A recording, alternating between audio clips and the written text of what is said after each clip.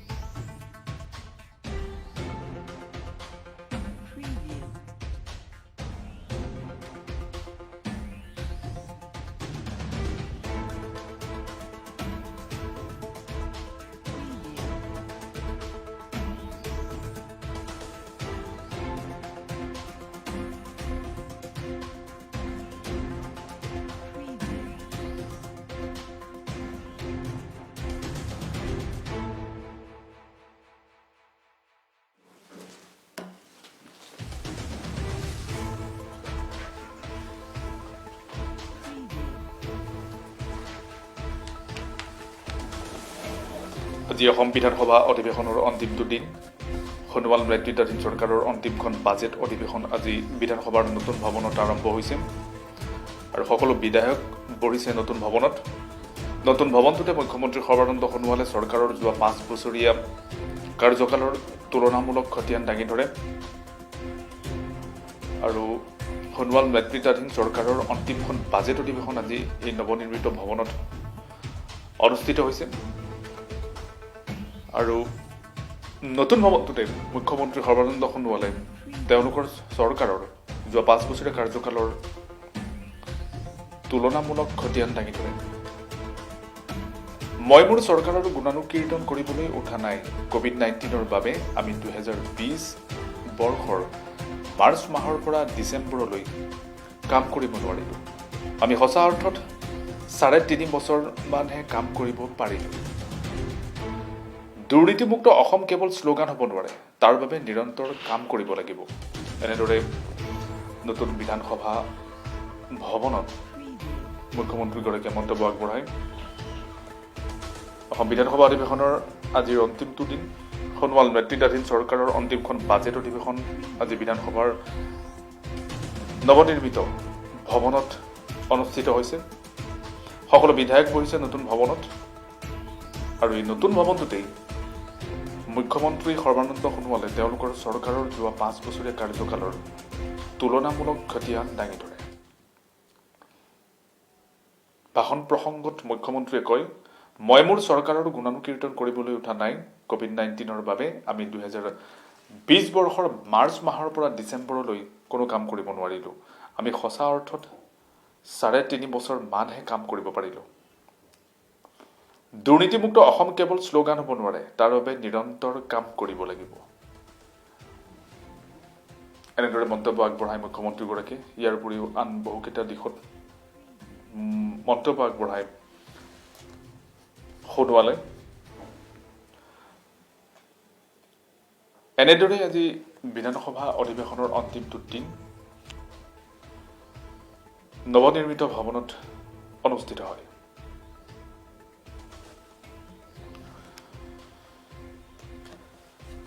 উল্লেখযোগ্য যে অসম বিধানসভা অধিৱেশনৰ দ্বিতীয় দিনা স্বাস্থ্যমন্ত্ৰী হিমন্ত বিশ্ব শৰ্মাই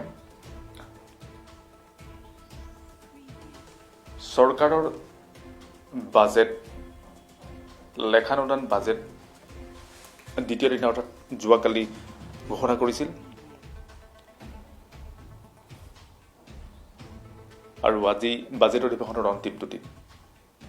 অন্তিমটো দিনত এনেদৰে নৱনিৰ্মিত ভৱনত বাজেট অধিৱেশনৰ কাৰ্যসূচী আৰম্ভ হৈছে। সকলো বিধায়ক বহিছে এই নতুন ভৱনটোত আৰু এই নতুন ভৱনটোতে মুখ্যমন্ত্ৰী সৰ্বানন্দ সোণোৱালে তেওঁলোকৰ চৰকাৰৰ যোৱা ৫ বছৰীয়া কাৰ্যকালৰ তুলনামূলক খতিয়ান দাঙি ধৰিছে।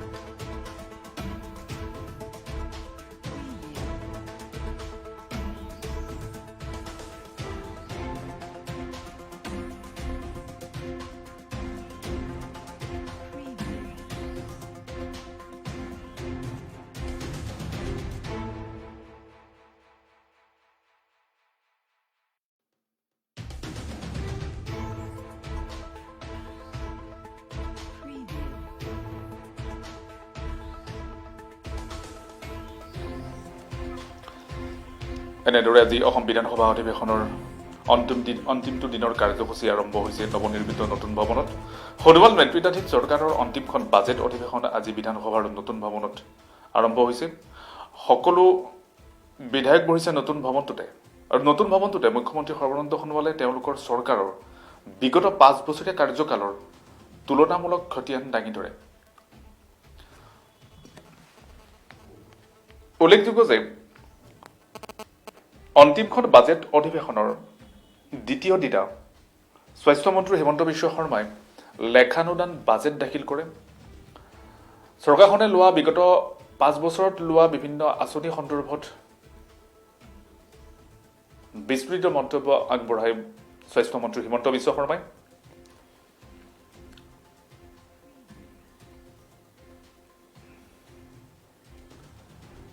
বিগত 5 বছৰীয়া কাৰ্যকালত চৰকাৰখনে ক'ত কেনেদৰে কি কাম কৰিছিল তাৰ সবিশেষ তথ্য দাঙি ধৰে স্বাস্থ্যমন্ত্ৰী হিমন্ত বিশ্ব শৰ্মাই। আৰু আজি সোণোৱাল নেতৃত্বাধীন চৰকাৰৰ অন্তিমখন বাজেট অধিৱেশনৰ অন্তিমটো দিন। এনেদৰে নতুন ভৱনত আৰম্ভ হৈছে বিধানসভাৰ বাজেট অধিৱেশনৰ কাৰ্যসূচী আৰু সকলো বিধায়ক এনেদৰে বহিছে নতুন ভৱনটোত। এই নতুন ভৱনটোতে মুখ্যমন্ত্ৰী সৰ্বানন্দ সোণোৱালে তেওঁলোকৰ চৰকাৰৰ যোৱা 5 বছৰীয়া কাৰ্যকালৰ তুলনামূলক খতিয়ান দাঙি ধৰে। ভাষণ প্ৰসংগত মুখ্যমন্ত্ৰীগৰাকীয়ে বহুকেইটা মন্তব্য আগবঢ়ায়। বিগত চৰকাৰখনৰ দিনত কি কি কৰিব পাৰিছিল, কি কি কৰিব নোৱাৰিলে সেই সন্দৰ্ভত বিস্তৃত মন্তব্য আগবঢ়ায়। ভাষণ প্ৰসংগত মুখ্যমন্ত্ৰীগৰাকীয়ে কয়, মই মোৰ চৰকাৰৰ গুণানুকীৰ্তন কৰিবলৈ উঠা নাই। COVID-19ৰ বাবে আমি 2020 বৰ্ষৰ মাৰ্চৰ পৰা ডিচেম্বৰলৈ কাম কৰিব নোৱাৰিলোঁ। আমি সঁচা অৰ্থত 3.5 বছৰমানহে কাম কৰিব পাৰিলোঁ। দুৰ্নীতিমুক্ত অসম কেৱল শ্লোগান হ'ব নোৱাৰে, তাৰ বাবে লাগিব নিৰন্তৰ কাম কৰিব লাগিব। ৰাজ্যৰ কোনো এখন জিলাকেই মই মোৰ ভ্ৰমণসূচীৰ পৰা আঁতৰাই ৰখা নাছিলোঁ। মুখ্যমন্ত্ৰী সকলোলৈকে যাব লাগে। দক্ষিণ শালমাৰা মানকাছাৰলৈ মই বহুবাৰ গৈছোঁ। মানকাছাৰতো মই নিশা কটাইছোঁ। এই চৰকাৰৰ দিনত বৰাক ব্ৰহ্মপুত্ৰৰ সকলো লোকেই সমমৰ্যাদা লাভ কৰিছে। আগৰ কথা বেলেগ আছিল। এতিয়া মোৰ কাষলৈ আহিলে কোনো এজন বিধায়কে ক'ব নোৱাৰে যে মই কোনো বিধায়কক অৱহেলা কৰিছোঁ বুলি। এনেদৰে মন্তব্য আগবঢ়ায় মুখ্যমন্ত্ৰীগৰাকীয়ে। আনপিনে দুৰ্নীতিৰ প্ৰসংগত মুখ্যমন্ত্ৰীগৰাকীয়ে কয় যে দুৰ্নীতিমুক্ত অসম কেৱল শ্লোগান হ'ব নোৱাৰে, তাৰ বাবে নিৰন্তৰ কাম কৰিব লাগিব। কোনোৱে কৈছিল SI পৰীক্ষাৰ প্ৰশ্নকাকত লিক হোৱাৰ কথা। মই প্ৰশ্নকাকত লিক হোৱাৰ 15 মিনিটৰ ভিতৰত পৰীক্ষা বন্ধ কৰিছিলোঁ আৰু তদন্তৰ নিৰ্দেশো দিছিলোঁ আৰু 87 দিনৰ ভিতৰত তদন্ত কৰি অভিযোগনামা দাখিল কৰিছিলোঁ।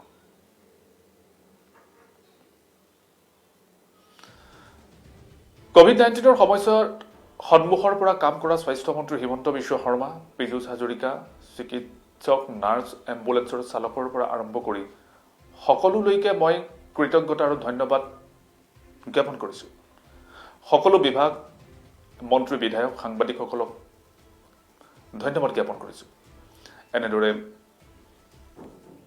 মন্তব্য আগবঢ়ায় মুখ্যমন্ত্ৰী সৰ্বানন্দ সোণোৱালে। নতুন ভৱনটোতে মুখ্যমন্ত্ৰী সৰ্বানন্দ সোণোৱালে তেওঁলোকৰ বিগত চৰকাৰৰ 5 বছৰীয়া কাৰ্যকালৰ তুলনামূলক খতিয়ান এনেদৰে দাঙি ধৰে।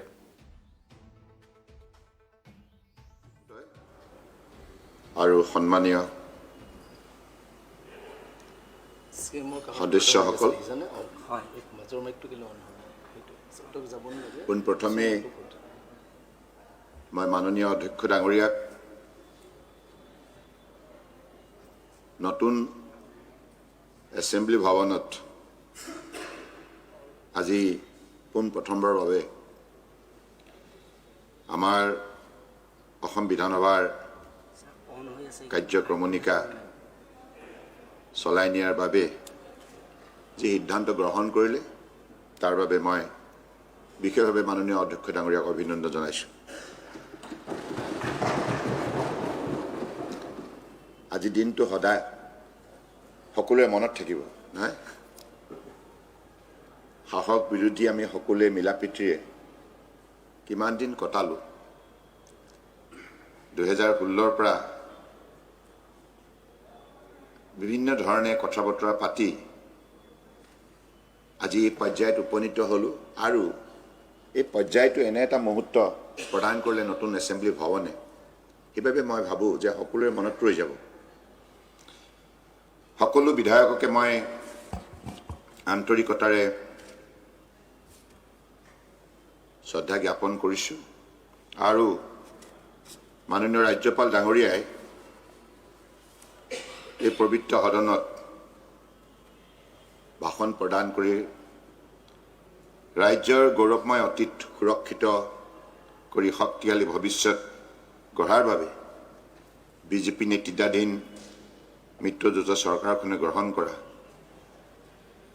যুগান্তকাৰী পদক্ষেপসমূহক আলোকপাত কৰিলে তেখেতৰ বক্তব্য নিঃসন্দেহে প্ৰেৰণাদায়ক আৰু অন্তৰস্পৰ্শী মই প্ৰথমে মাননীয় ৰাজ্যপাল ডাঙৰীয়াক তেখেতৰ ভাষণৰ বাবে ধন্যবাদ জনাইছো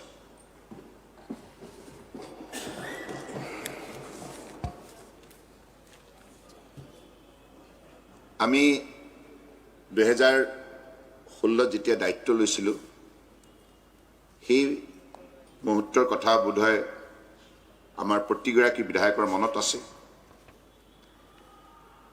আমি কেইটামান কথা দায়িত্ব লওঁতে অসমৰ জনগণক বিশেষভাৱে প্ৰতিশ্ৰুতি প্ৰদান কৰিছিল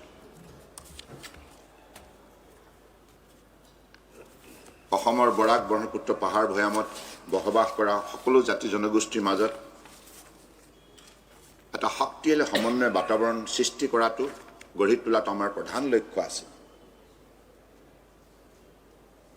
1952 চনৰ পৰাই ধাৰাবাহিকভাৱে নিৰ্বাচনসমূহ অনুষ্ঠিত হৈ আহিছে চৰকাৰো গঠন হৈছে কিন্তু দীৰ্ঘদিনীয়া কাৰ্যকালত যি কাৰণতে নহওক কিয় দুইটা উপত্যকা পাহাৰ ভৈয়ামৰ মাজত সমন্বয় ধাৰাটো শক্তিশালী ৰূপত গঢ় দিয়াৰ ক্ষেত্ৰত আমি কিছু অৱহেলা কৰিছিলোঁ তাৰ বাবে ঐক্যবদ্ধভাৱে এখন ৰাজ্যৰ জনতাই কাম কৰাৰ এটা বাতাবৰণ সৃষ্টি হোৱা নাছিল ফলত আমি আমাৰ মাজত প্ৰচুৰ পৰিমাণে শক্তিশালী মানৱ সম্পদ থকা স্বত্তেও এইখন ৰাজ্যক ভাৰতবৰ্ষৰ বুকুত অন্যতম শক্তিশালী ৰাজ্য হিচাপে প্ৰতিষ্ঠা কৰাৰ ক্ষেত্ৰত বহু পিছ পৰি থাকিল ইয়াৰ উপৰিও শাসন ব্যৱস্থাই যেনেধৰণে ৰাইজৰ আস্থা আৰু বিশ্বাস বুটলিব লাগিছিল ভাল কামৰ জৰিয়তে সেইখিনিও আমি সম্ভৱ কৰি তুলিব নোৱাৰাৰ বাবে যোৱা দিনবিলাকত ৰাইজ যথেষ্ট হতাশাগ্ৰস্ত হৈছিল আৰু ৰাইজৰ শাসন ব্যৱস্থাটোৰ ওপৰত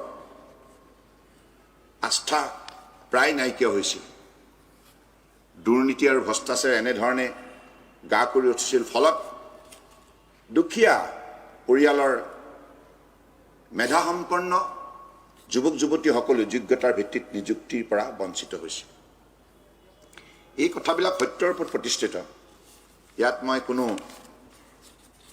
এজনে আন এজনৰ বিৰুদ্ধে অভিযোগ তোলাৰ কথা নহয় এইটো আমি সকলো বিবেকবান জনপ্ৰতিনিধিসকলে গভীৰভাৱে উপলব্ধি কৰা উচিত কাৰণ আমাৰ সকলোৰে সমদায়িত্ব আছে ইয়াত সাহস বিৰোধীৰ বেলেগ বেলেগ দায়িত্ব নাথাকে এই মহাগৃহত প্ৰৱেশ কৰাৰ লগে লগে এই গণতন্ত্ৰৰ পবিত্ৰ মন্দিৰত প্ৰৱেশ কৰাৰ লগে লগে আমি ৰাজ্যখনৰ প্ৰতিটো প্ৰান্তৰ প্ৰতিগৰাকী নাগৰিকৰ বাবে আমি আন্তৰিকতাৰে শ্ৰদ্ধা ভক্তিৰে ভাবিব লাগিব আৰু তেখেতসকলক অন্ন বস্ত্ৰ বাসস্থান দিয়াৰ উপৰিও সামাজিক সুৰক্ষা অৰ্থনৈতিক উন্নয়নৰ বাবে আমি বিশেষ পদক্ষেপ গ্ৰহণ কৰিব লাগিব আৰু প্ৰতিটো জনগোষ্ঠীয়ে নিজৰ পৰম্পৰাগত স্বাভিমান লৈ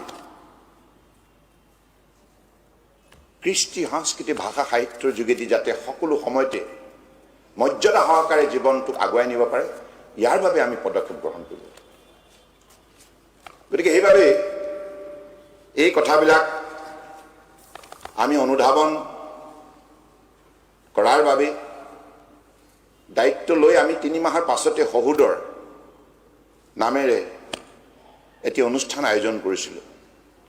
এই অনুষ্ঠানটোত বৰাক, ব্ৰহ্মপুত্ৰ পাহাৰ, ভৈয়ামৰ ৭০টা বিভিন্ন জাতি জনগোষ্ঠীৰ সংগঠনে অংশগ্ৰহণ কৰিছিল। আৰু মোৰ মন্ত্ৰীসভাৰ সকলো সতীৰ্থ মন্ত্ৰী, সাংসদ, বিধায়ক আমি সকলোৱে মিলি তেখেতসকলৰ সৈতে মত বিনিময় কৰিছিলোঁ, মনৰ কথা জানিবলৈ চেষ্টা কৰিছিলোঁ। আৰু তেখেতসকলে সেই সময়ত বহুত কথাই কৈছে।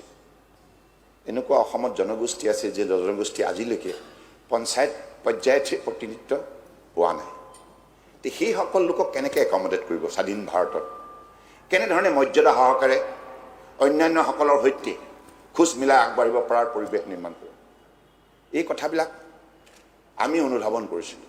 সেইবাবেই আমি থিৰাং কৰিছিলোঁ যে প্ৰতিটো সৰু বৰ জাতি জনগোষ্ঠীক আমি মৰ্যাদা সহকাৰে আগুৱাই নিয়াৰ প্ৰয়াস কৰিম। সেইবাবে যোৱা দিনবিলাকত যিমানবিলাক আপোনালোকে কাৰ্যসূচী দেখি আছে, যে প্ৰতিটো কাৰ্যসূচীৰ লক্ষ্য এটাই, যাতে কোনো জনগোষ্ঠীৰ যাতে মনত দুখ ৰৈ নাযায়, সকলোৱে যাতে আগুৱাই অহাৰ তেখেতসকলে সুযোগ লাভ কৰে। আৰু অন্যান্য জনগোষ্ঠীৰ দৰে তেখেতসকলৰ যিসকল প্ৰবাদ পুৰুষ, তেখেতসকলৰ যিখিনি লোকবিশ্বাস, তেখেতসকলৰ যিখিনি কৃষ্টি সংস্কৃতি পৰম্পৰাগত, সেইবিলাকক আমি ৰাজ্যিক পৰ্যায়ত অনুষ্ঠান পাতি মৰ্যাদা দিয়াৰ কাম আৰম্ভ কৰিলোঁ। ফলত এটি কথা আপোনালোকে লক্ষ্য কৰিছে, দুইটা উপত্যকাৰ মাজত বহু দূৰ আছিল মানসিকভাৱে, কিন্তু দূৰত্ব এতিয়া নাইকিয়া হৈছে। মোৰ ভাল লাগে। বহুত মুহূৰ্ত পাৰ হৈ গ'ল, সাংঘাতিক জটিল মুহূৰ্ত আপোনালোকে দেখিছে। বহুতে বহু ধৰণে বিভিন্ন ধৰণে মানুহবিলাকক প্ৰভোগ কৰাৰ বিভিন্ন ধৰণৰ ষড়যন্ত্ৰত মানুহ লিপ্ত হৈছিল। তৎসত্ত্বেও কিন্তু দুইটা উপত্যকাৰ জনগণে ইমান সহিষ্ণুতা আৰু ইমান সংযমী দেখুৱালে।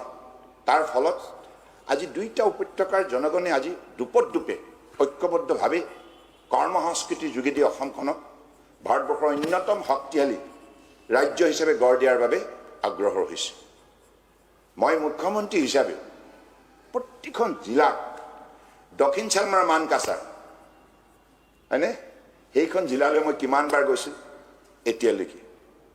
কাৰণ এখন জিলাকো মই মোৰ ভ্ৰমণ কাৰ্যসূচীৰ পৰা মই বিৰত ৰখা নাই। কাৰণ আছে, মুখ্যমন্ত্ৰীগৰাকী যোৱাৰ লগে লগে চৰকাৰখন তালৈকে যায় আৰু তাত বসবাস কৰা জনগণে কিন্তু এটা সন্মানবোধ উপলব্ধি কৰে। They feel honoured. My primary job is to pay respect to the people of the state. সেইবাবে শদিয়া যদিও বা পুলিচ ডিষ্ট্ৰিক্ট, তালৈকেও মই গৈছোঁ বহুবাৰ। বাকী প্ৰশাসনিক ডিষ্ট্ৰিক্টবিলাক চৰাইদেউ হওক, হোজাই হওক। আৰু এই ভ্ৰমণ কালত মই যিখিনি অভিজ্ঞতা বুটলিছোঁ, সেইবাবে মই সতীৰ্থ মন্ত্ৰীসকলক সদায় কওঁ, বিধায়কসকলক আৰু মোৰ সাংসদসকলকো, যে আমি মানুহৰ কথা শুনিব লাগিব, মানুহৰ কাম কৰিব লাগিব। আৰু কোনো কাৰণত যেনে মানুহে এইটো ফিল নকৰে যে এইখন চৰকাৰে আমাক অৱহেলা কৰে। মানুহে কয় সংখ্যালঘু, সংখ্যাগুৰু, এইবিলাক বস্তু আমাৰ এইবিলাক চিন্তাত কোনোদিনে আমি ইয়াক অগ্ৰাধিকাৰ দিয়া নাই। সকলোকে সমদৃষ্টি ৰাখি মাননীয় প্ৰধানমন্ত্ৰীয়ে যি সাৰ্বজনীন গণতান্ত্ৰিক মানৱীয় নীতি আমাৰ হাতত অৰ্পণ কৰিছে, দেশখনক একাকাৰ কৰা, শক্তিশালী কৰা, সবকা সাথ, সবকা বিকাশ, সবকা বিশ্বাস, এই নীতিক সৰুগুৰুত্ব কৰি আজিৰ তাৰিখত আপোনালোকে চাওক, চৰকাৰ কোনটো আঁচনি কোন ঠাইলৈ যোৱা নাই। সকলোৱে সেই আঁচনি আজি ফলাফল সঠিকভাৱে পাবলৈ সক্ষম হৈছে। আৰু গোটেই আঁচনিবিলাকৰ ৰূপায়ণৰ যিটো ব্যৱস্থা, মাননীয় প্ৰধানমন্ত্ৰী ডাঙৰীয়াই কিমান সুন্দৰ এটি পথৰ সন্ধান দিলে। ডিজিটেল ছিষ্টেম প্ৰৱৰ্তন কৰাৰ লগে লগে হিতাধিকাৰীসকলে তেখেতসকলৰ নামত আবণ্টিত শতকৰা 100% ধনী পাবলৈ সক্ষম হ'ল। তাত কোনো মধ্যভোগীৰ স্থান নাই। গতিকে গোটেই পদ্ধতিৰ প্ৰক্ৰিয়াটো এটা স্বচ্ছ আৰু নিকা মানসিকতাৰে জন্ম দিয়াৰ বাবে আজি ভাৰতবৰ্ষৰ জনগণে সন্মান সহকাৰে জীৱনটোক আগুৱাই নিবলৈ সক্ষম হৈছে। হয়, আমাৰ সন্মুখত বহুত প্ৰত্যাহ্বান আছে, প্ৰত্যাহ্বান থাকিব। প্ৰত্যাহ্বানৰ যোগ্য প্ৰত্যুত্তৰ দিয়াটোৱেতো মানৱ সমাজৰ আটাইতকৈ ডাঙৰ দক্ষতা আৰু যোগ্যতা। গতিকে সেই লক্ষ্যৰে আজি অসমখন আমি আগুৱাই নিয়াৰ প্ৰয়াস কৰিছোঁ। আজি আপোনালোকে দেখিছে দুৰ্নীতিমুক্ত অসম যোৱাকালি আপোনালোকে দুই এজনে কৈছে এছআই প্ৰশ্ন কাকত লিক হোৱাৰ কথাটো কৈছে হয় লিক হৈছে মই দিল্লীত গম পোৱাৰ লগে লগে 15 মিনিটৰ ভিতৰতে পৰীক্ষা বন্ধ কৰি দিছোঁ দিল্লীত I was at Delhi that time মই যেতিয়া খবৰ পালোঁ ন এই পৰীক্ষা হ'ব নোৱাৰে বন্ধ কৰ আৰু ইয়াৰ তদন্ত হ'বলৈ তদন্ত প্ৰক্ৰিয়া অত্যন্ত নিষ্ঠাৰে সকলো সময়তে মই তদাৰক কৰি CID ক'লোঁ যে তদন্ত কৰিবলৈ তদন্ত কৰি 36 জন মানুহক কায়ত্ব কৰি আৰু 90 দিনৰ আগতে এইটো ইতিহাস ৰচনা কৰে এইবিলাক কথা আপোনালোকেও মানে কি হ'ল নিৰপেক্ষভাৱে ভাবিব 87 দিনৰ ভিতৰত 167 পৃষ্ঠাৰ এই অভিযোগনামা কোৰ্টত দাখিল কৰিবলৈ সক্ষম হ'ল আমাৰ ইয়াত কোনো ধৰণৰ অহত অভিপ্ৰায় থাকিবই নোৱাৰে কিয় থাকিব কাৰণ মই নিজেই কিছুমান কথা প্ৰপাগেট মই প্ৰেক্টিছ কৰোঁ আপোনালোকে দেখিছে মোৰ ওচৰলৈ যোনেই নাহক কিয় এটা বাৰ্তা মই পঠিয়াই দিওঁ যে বাৰ্তা অন্য নহয় যে অসমৰ জনগণক সন্মান প্ৰদৰ্শন কৰিব লগা হ'লে সুশাসন ব্যৱস্থা প্ৰৱৰ্তন কৰিব লাগিব যাতে আমাৰ শাসন ব্যৱস্থাৰ পৰা প্ৰত্যেকগৰাকী নাগৰিক উপকৃত হয় প্ৰত্যেকগৰাকী নাগৰিকে এই ব্যৱস্থাত তেখেতসকলৰ স্বাভিমান সুৰক্ষিত হোৱা কথাটো উপলব্ধি কৰিব পাৰে আজি মই এই শাসন ব্যৱস্থাটোক শক্তিশালী কৰাৰ মানসিকতাই DGP চিফ ছেক্ৰেটাৰীক মই কি কওঁ আপোনালোকে কেৱল SP পৰ্যায়লৈকে আলোচনা কৰি নাথাকিব দিছপুৰৰ পৰা আপোনালোকে ফোন কৰি পেলাই কেৱল SP বা DC পৰা জিলাখনৰ বাৰ্তা সংগ্ৰহ কৰাৰ চেষ্টা নকৰিব আপোনালোকে BDO অফিচত কাম কৰা পিয়নজনৰ লগত কথা পাতিব চকীদাৰজনৰ লগত কথা পাতিব আৰু তেখেতসকলৰ পৰিয়ালৰ খা খবৰ ল'ব তেখেতসকলে DGPক কৈছোঁ আপুনি আউটপোষ্ট থানাৰ OC নহয় আউটপোষ্টৰ কনষ্টেবলৰ সৈতেও কথা পাতিব তেতিয়া আমাৰ পুলিচ প্ৰশাসন ব্যৱস্থা কেনে চলিছে সাধাৰণ প্ৰশাসন ব্যৱস্থা কেনে চলিছে ই জনমুখী হৈছে নে নাই জনহিতকৰ কাৰণে এই প্ৰশাসন যন্ত্ৰ দায়বদ্ধতাৰে দায়িত্ব সহকাৰে কাম কৰিছে নাই এই কথাবিলাক আমি তেতিয়া আৱিষ্কাৰ কৰিবলৈ সক্ষম হ'ম মই নিজেও বিভিন্ন ঠাইত COVID-19 বিৰুদ্ধে যেতিয়া যুঁজ আমাৰ দৃঢ়তাৰে অসমৰ জনগণক লৈ আমি দি আছিলোঁ এই সংক্ৰমণৰ পৰা অসমৰ জনগণক ৰক্ষা কৰাটো আমাৰ প্ৰধান দায়িত্ব আৰু কৰ্তব্য আছিল সেই সময়ত আপোনালোকেও দেখিছে চৌদিশে বিশ্বজুৰি এটা সাংঘাতিক ভয়াৱহ পৰিস্থিতি আমেৰিকা ইউৰোপৰ দৰে ৰাষ্ট্ৰসমূহে সেই সংক্ৰমণৰ ওচৰত অসহায় উপলব্ধি কৰিছে তেনেধৰণৰ উন্নত ৰাষ্ট্ৰবিলাকে যি সময়ত অসহায় উপলব্ধি কৰিছে সেই মুহূৰ্তত আমাৰ দেশৰ পৰম শ্ৰদ্ধাৰ প্ৰধানমন্ত্ৰী নৰেন্দ্ৰ মোদী ডাঙৰীয়াৰ বলিষ্ঠ পদক্ষেপত সময়সূচিত পদক্ষেপৰ বাবে লকডাউন 1, 2, 3 যোগেদি আমি ভাৰতবৰ্ষৰ জনগণক এই সংক্ৰমণৰ পৰা ৰক্ষা কৰাৰ যাত্ৰাত আত্মনিয়োগ কৰিলোঁ তেখেতৰ আহ্বানৰ প্ৰতি সঁহাৰি জনাই অসমৰ বৰাক ব্ৰহ্মপুত্ৰ পাহাৰ ভৈয়ামৰ 350 লক্ষ লোকেও শৃংখলাবদ্ধভাৱে কোভিড প্ৰট'কল মানি চলি ইয়াৰ বিৰুদ্ধে যুঁজ দিবলৈ আৰম্ভ কৰিলে আৰু এই যুঁজত এটা কথা ক'বই লাগিব আমাৰ স্বাস্থ্য বিভাগে গুৰুত্বপূৰ্ণ পদক্ষেপ গ্ৰহণ কৰিলে স্বাস্থ্য বিভাগে আমাৰ স্বাস্থ্যমন্ত্ৰী ডক্টৰ হিমন্ত বিশ্ব শৰ্মা ডাঙৰীয়া ৰাজ্যিক মন্ত্ৰী পীযুষ হাজৰিকা ডাঙৰীয়াৰ লগতে আমাৰ সকলো বিষয়া কৰ্মচাৰী ডাক্তৰ নাৰ্ছ আশাকৰ্মী লেবৰেটৰী টেকনিচিয়ান চাফাই কৰ্মী এম্বুলেন্সৰ চালকসকল স্বাস্থ্য বিভাগৰ সৈতে জড়িত সকলোৱে সন্মুখৰ পৰা থাকি ৰাইজক যিখিনি নিষ্ঠাৰে সেৱা আগবঢ়ালে কনফিডেন্স দিলে এই কথা অসমৰ জনগণে নিশ্চকুৰে দেখিছে আৰু ইয়াৰ উপৰি স্বাস্থ্য বিভাগে সেই সময়ত আমাৰ আন্তঃগাঁথনি অৱস্থা টনকিয়াল কৰাৰ বাবে যি দৃঢ়তাৰে পদক্ষেপ ল'লে তাৰ বাবে আজি COVID-19 বিৰুদ্ধে যুঁজ দি থাকোঁতে আমাৰ সমগ্ৰ অসমতে স্বাস্থ্য বিভাগত আন্তঃগাঁথনি আজি যিকোনো ধৰণৰ প্ৰত্যাহ্বানৰ সন্মুখীন হোৱাৰ বাবে আজি নিজক যোগ্যতাৰে প্ৰস্তুত কৰা হ'ল ইয়াৰ বাবে মই ডক্টৰ হিমন্ত বিশ্ব শৰ্মা পীযুষ হাজৰিকাৰ সকলোকে ধন্যবাদ জনাইছোঁ স্বাস্থ্য বিভাগত যিমান কৰ্মচাৰী আছে ডাক্তৰ নাৰ্ছ সকলোকে মই ধন্যবাদ জনাইছোঁ অত্যন্ত নিষ্ঠাৰে কাম কৰিছে আৰু ফ্ৰণ্ট লাইনত ৱৰ্কাৰ হিচাপে আমাৰ গৃহ বিভাগৰ পুলিচ, আমাৰ হোমগাৰ্ড,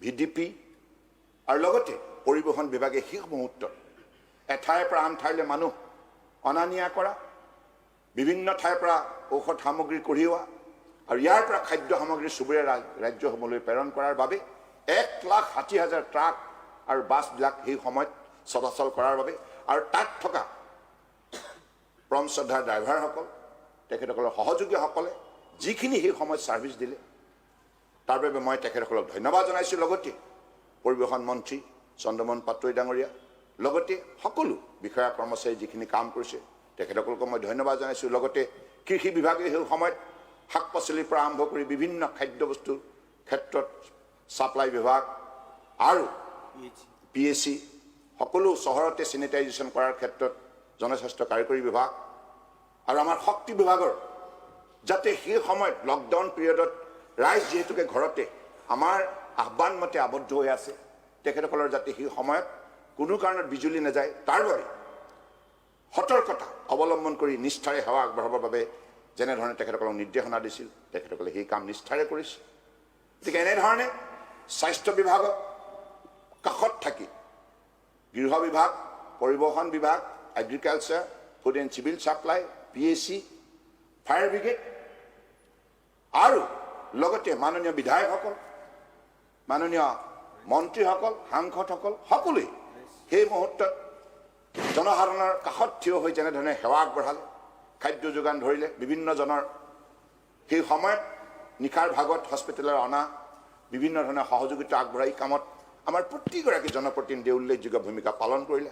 আৰু সাংবাদিকসকলেও সন্মুখত থাকি জনসাধাৰণক যিখিনি সহযোগিতা আগবঢ়ালে তাৰ বাবে মই আজি COVID-19ৰ বিৰুদ্ধে যিখন যুঁজ আমি দিবলৈ সক্ষম হৈছোঁ, ইয়াত আমাৰ মৃত্যুৰ হাৰ 0.46, not even 50, 0.46 আৰু আৰোগ্য হোৱা 98.7%. This is exemplary in the whole country. Corona ভাইৰাছৰ সেই পৰিস্থিতি নিয়ন্ত্ৰণৰ ক্ষেত্ৰত যিটো দৃষ্টান্তমূলক পৰিচালনাৰ যিটো উদাহৰণ অসমে দাঙি ধৰিলে তাৰ বাবে মাননীয় প্ৰধানমন্ত্ৰী ডাঙৰীয়া আপোনালোকে দেখিছে আৰু বিশ্বৰ বিভিন্ন স্বাস্থ্য সংস্থাসমূহেও আমাৰ অসম চৰকাৰ ভূয়সী প্ৰশংসা কৰিছে। তাৰ বাবে মইতো নিজে গৈছোঁ, কিন্তু মই নিজৰ কথাটো নকওঁ। মই প্ৰতিখন জিলালৈ গৈছোঁ, 2-3বাৰো গৈছোঁ। কিন্তু কথা হৈছে কি, আপোনালোক সকলোৱে মিলি আজি আপোনালোক এই ক্ষেত্ৰত আপোনালোকে সেই সময়ত শুই বহি থকা নাই। শাসক বিৰোধী সকলো বিধায়কে, মই সকলোকে চিঠিও লিখিছিলোঁ, মনত আছে আপোনালোকৰ নহয়, চিঠি লিখিছিলোঁ মই। আপোনালোকে সেই কাম নিষ্ঠাৰে কৰাৰ বাবে আজি অসমখনক আমি এই আক্ৰমণৰ পৰা ৰক্ষা কৰিবলৈ সক্ষম হ'লোঁ। গতিকে মই আশা ৰাখিছোঁ যে এনেধৰণে ঐক্যবদ্ধ মানসিকতাৰে কাম কৰিলে অসাধ্য সাধন কৰিব পাৰি। সেইকাৰণে অসমত মই সমন্বয় বিচাৰোঁ, সমন্বয় যুক্তি সমাজখন শক্তিশালী কৰাৰ মই আন্তৰিকতাৰ বিচাৰোঁ। আৰু এই কাম অসমৰ জনগণে কৰি দেখুৱাইছে। মই সেইবাবে এই পবিত্ৰ সদনৰ পৰা অসমৰ জনগণক মই শ্ৰদ্ধাৰে আন্তৰিক কৃতজ্ঞতা জ্ঞাপন কৰিছোঁ। বহুত কাম হৈছে চৰকাৰ আমাৰতো। আপোনালোকেও জানে যে কোভিডৰ বিৰুদ্ধে যুঁজ দিওঁতে মাৰ্চৰ পৰা ডিচেম্বৰলৈকে আমাৰ বহু বিভাগত কাম কাজবিলাক কোভিড প্ৰট'কল মানি চলিবৰ কাৰণে বন্ধ হৈ গ'ল। সেইকাৰণে প্ৰকৃতাৰ্থত যদি এইখন চৰকাৰে কাম কৰাৰ সুযোগ পাইছে, বোধহয় 3.5 বছৰমান পাইছে, সঁচা কথা। গতিকে আপোনালোকে দেখিছে গোটেই কথাবিলাক। মই বেছি নিজৰ চৰকাৰক গুণানুকীৰ্তন কৰিবৰ কাৰণে উঠা নাই, কিন্তু সত্যটো মই ক'ব বিচাৰিছোঁ যে আমি ভাল কাম কৰিছোঁ। সেইকাৰণে ভাল কাম কৰাৰ বাবে আজি অসমৰ ৰাইজে আমাক আঁকোৱালি লৈছে।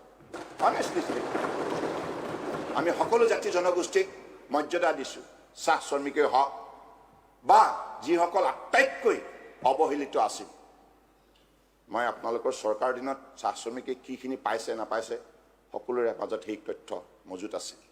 কিন্তু আমি চাহ শ্ৰমিকক এই দীৰ্ঘদিন ধৰি যি জনগোষ্ঠীটোৱে মূৰৰ ঘাম মাটিত পেলাই অসমৰ চাহ উৎপাদন কৰি বিশ্বৰ বজাৰত অসমক মৰ্যাদা সহকাৰে প্ৰতিষ্ঠা কৰিবলৈ সক্ষম হৈছিল, সেইসকল জনগোষ্ঠী শিক্ষা স্বাস্থ্য তেখেতলোকৰ সামাজিক সুৰক্ষা এই ক্ষেত্ৰত কিন্তু পূৰ্বৰ চৰকাৰবিলাকে বহুতখিনি পদক্ষেপ ল'ব পাৰিলে হয়, কিন্তু নল'লে।